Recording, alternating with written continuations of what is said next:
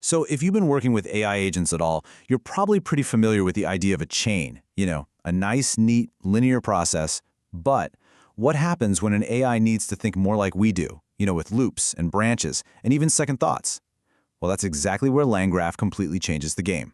And this image right here just brilliantly illustrates that core shift. Over on the left, you've got LangChain, a simple, straight road from your input to your output.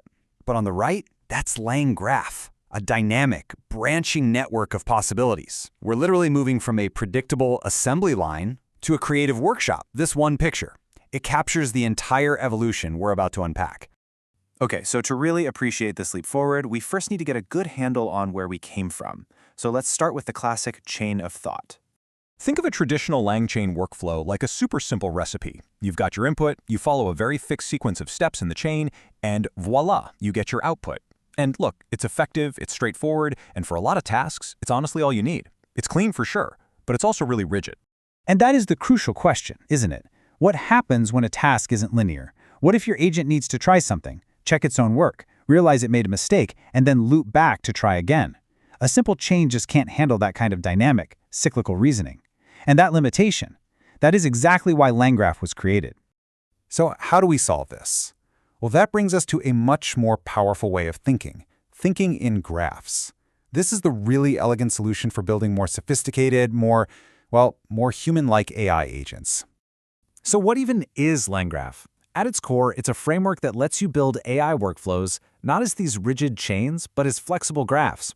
And this structure is specifically designed to handle loops, conditional branches, and the kind of complex reasoning that actually mimics a real thinking process. So why is a graph so much better for this stuff? Well, it's because it allows for truly flexible workflows. The AI can take different paths based on the situation. That's your branching. It can try something, fail, and then try again. That's the cyclical process. For any complex decision-based AI, this architecture is just fundamentally more capable. It's a no-brainer. Okay, so a graph sounds great in theory, but how does it actually work under the hood? Let's break down the essential building blocks of LangGraph. I promise it's simpler than you might think. First up, we've got nodes.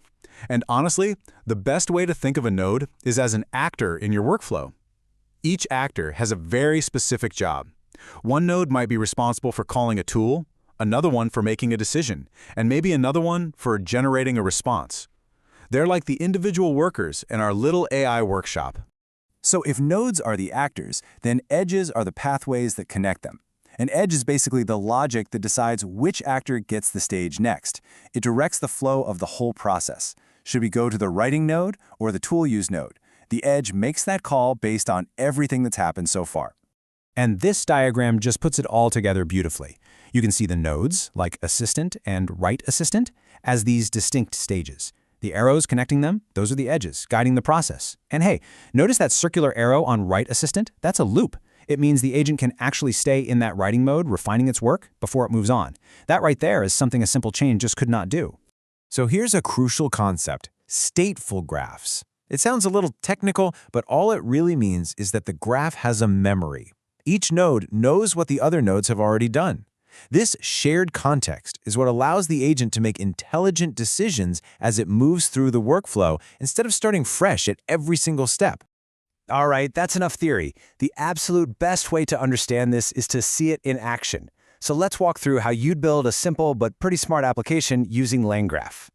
So we're going to build a chatbot, but not just any chatbot. This one needs to make a decision right at the very beginning. Is the user just saying hi, or are they asking a real question that requires, say, a web search? This simple little decision is the perfect way to showcase LangGraph's branching capabilities.